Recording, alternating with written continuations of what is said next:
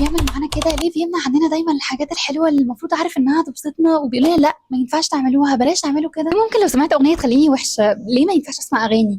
ويا بقى لو حواليا ناس وسمعوها هاخد بذنب كل واحد حواليا سمعها؟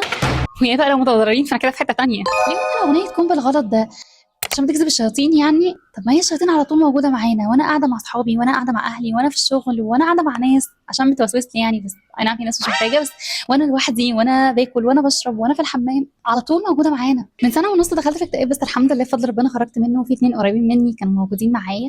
بس انا ما كانش بيعدي عليا لا يوم ايه انا كنت بسمع اغاني 24 ساعه، وانا باكل وانا بشرب وانا قاعده وانا خارجه وانا نايم، لحد ما بعد ما خرجت من الاكتئاب وكنت راجعه اسمع اغاني تاني، بس اكتشفت ان كل مره برجع اسمع برجع فيها لنفس المرحله دي تاني. ممكن انت كمان تكوني حسيتي كده وانت مش واخده بالك، لما تسمعي اغاني حب فانا بحب قوي، بسمع اغاني حزن فانا بحزن قوي. مش معنى كده ان اي حد بيسمع اغاني معناه ان هو يدخل في اكتئاب ويبقى حزين او يبقى مش في المود، بس انا كنت كده لحد ما شفت الحاجه اللي خلتني اقول فعلا هو ليه ربنا بيعمل معايا كده؟ ليه عايزنا نكون احسن ناس قوي كده؟ مش بس في الاخره او عشان نفوز بالجنه، ودي طبعا احسن حاجه يا رب يا رب كلنا نوصل لها، بس في الدنيا كمان. في خبير امريكي اسمه مريم ووكر، وده متخصص في علوم الذات وتطوير الذات وازاي بنعرف ننجح في حياتنا، كان بيقول ان الناس اللي بتشرب سترونج درينكس او الخمور، والناس اللي بتاكل ستيميليتد فود الاكل اللي هو بيبقى فيه محفزات، والناس بقى اللي بتسمع اغاني والناس اللي بترقص والناس اللي بتحفز مشاعرها، دي عمرها ما هتعرف تحقق حاجه ولا تنجز حاجه في حياتها.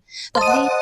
لان دول بيبقى عندهم lack the power of concentration، ودي تاني اهم حاجه بتخلي الانسان ما يعرفش يحقق اي حاجه في حياته. لو عايز تعرفي ايه اول حاجه اكتبي لي في الكومنت. وبما اننا في رمضان واحنا بنحاول نبطل الحاجات الوحشه اللي احنا بنعملها، فليه لا ما نجربش نبطل نسمع اغاني؟ ودي هتكون اول حاجه انا هبطل اعملها في رمضان. الاهم من كده بقى انك تعملي فورة عشان نبتدي مع بعض واحده واحده نبطل الحاجات الوحشه اللي احنا مش عايزين نعملها تاني في رمضان. وقولي لي بقى، عرفتي